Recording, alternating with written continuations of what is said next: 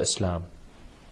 So Fatima Zahra, going back to the story, gives the necklace to this man. The man takes this necklace, he goes back along with the wool, he goes back to the Prophet's mosque and he stands there. The Prophet says, "Did she help you?" He said, "Yes, she did. She gave me this golden necklace and I'm right here in the Prophet's mosque offering to sell this necklace.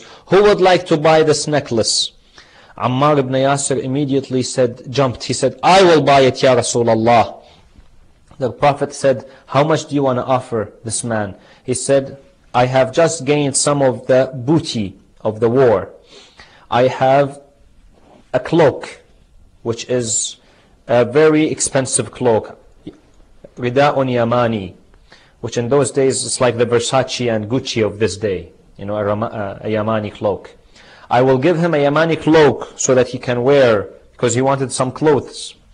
I will also give him a camel that he can ride to his family, and I will give him 200 dinars as well."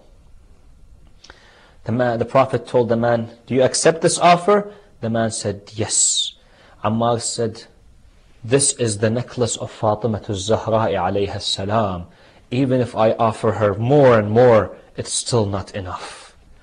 Ammar takes the necklace, he rushes home, he brings the abaya Yamani, he gives it to the man, he gives him the camel, and he gives him 200 dinars, and he buys him some food and gives him some food as well. And he says, "There you go. Are you happy?" The man says, "I am extremely happy." And the Prophet says, "Very well. That's great that you are satisfied." The man goes back. Ammar ibn Yasir takes this necklace. He puts it in some perfume. He perfumes the necklace. Then he puts it in another Yamani cloak that he has gained. And he tells his servant, he says, "My servant, I would like you to take this cloak and this necklace to the Prophet and give it as a gift to him. And you yourself can now start serving the Prophet. I give you also as a gift to the Prophet." The man goes and he tells the Prophet, "Ya Rasulullah, Ammar has given you this necklace back. He's perfumed it. He put it in a cloak. And he says that it is a gift. And he asked me now to start serving you, Ya Rasulullah. So he's given you all this." The Prophet smiled and he said, "Take this necklace and the cloak, and you can also go to Fatima Zahra and start serving Fatima Zahra alayha salam." The man goes to knock the door of Fatima. Fatima opens the door. She says, "Yes." And the man says, "Here is the cloak that Ammar has provided the Prophet with, and the necklace as well.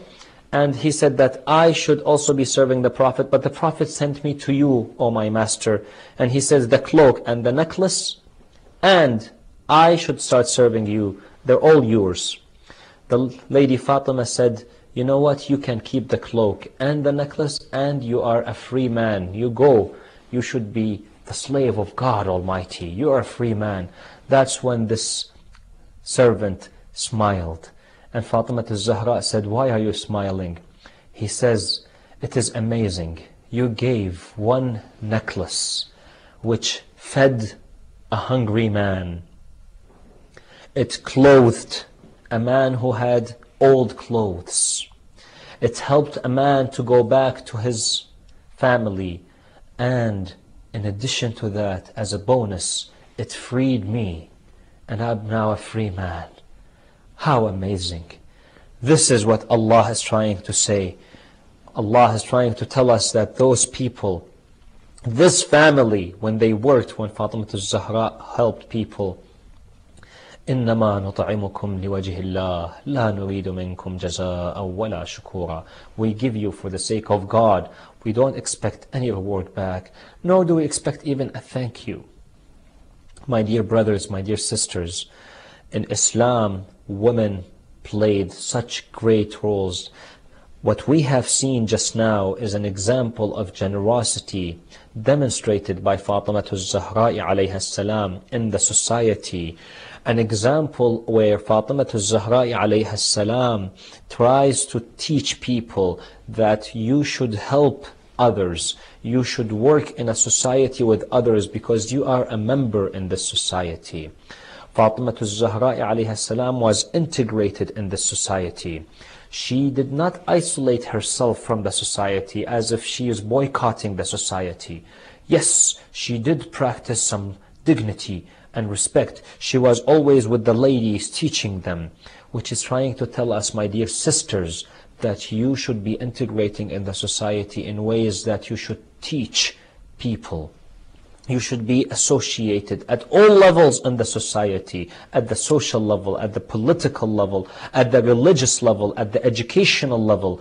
Even this example is demonstrated by Zainab al-Kubra alayha salam, where she was educating people, where she gave religious and political speeches in Kufa, in Sham, in Medina. She was always raising awareness. She was constantly involved in the society and in the affairs of the society, because that was demanded at the time, that she becomes involved and she gets involved while maintaining her dignity, while maintaining her hijab, while maintaining her self-respect. And indeed, look at the way history now has reformed itself because of Zainab al-Kubra alayha salam, because of Fatima al-Zahra alayha salam, because of Khadija al-Kubra alayha salam. Look at the way that they gave. Look at the way they educated. We learn from them how to be a good spouse. We learn from them how to be a great child. We learn from them how to be a great partner to our spouses. We learn from them how to be great parents, such that we can raise great children. In what means, in what ways?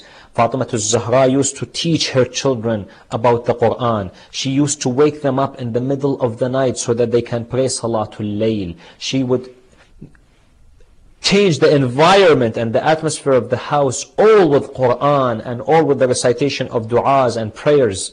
That is how she raised some great noble men like Imam al-Hasan and Imam al-Hussein, and great ladies like Zainab al-Kubra and Kulthum.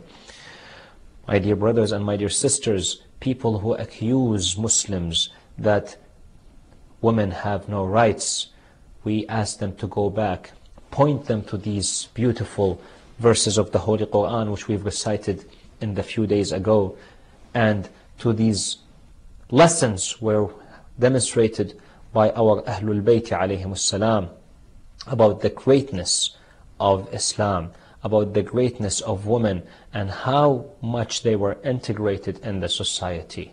My dear brothers and sisters, Fatima al-Zahra alayha salam supported her husband Imam Ali in his cause, supported her father in his cause, supported the Qur'an, supported the Islam and her children as well in their causes. And this was reflected in all our aspects in this day and until today. This is a lesson for us, men and women, that we need to hold seminars educating people about Islam. We need to hold lessons where we can learn how to be great parents according to Fatima al-Zahra and Imam Ali and Khadija al-Kubra and the Prophet, how to be great spouses, learning from these noble people, how to raise children according to the teachings of the Qur'an and Ahlul Bayt alayhim salam. If we can do these, my dear brothers and my dear sisters, imagine how well we can transform the society. Women are great role models, and we have some great people like Khadija, Fatima, and Zainab al-Kubra alayhim salam for us to learn from. Islam praises women and salutes every woman who wears the hijab and who becomes a word and a voice for Islam.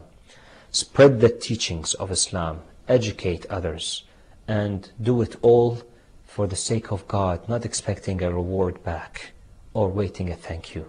And you'll see how much God will bless your life and will make you successful both in this world and the hereafter.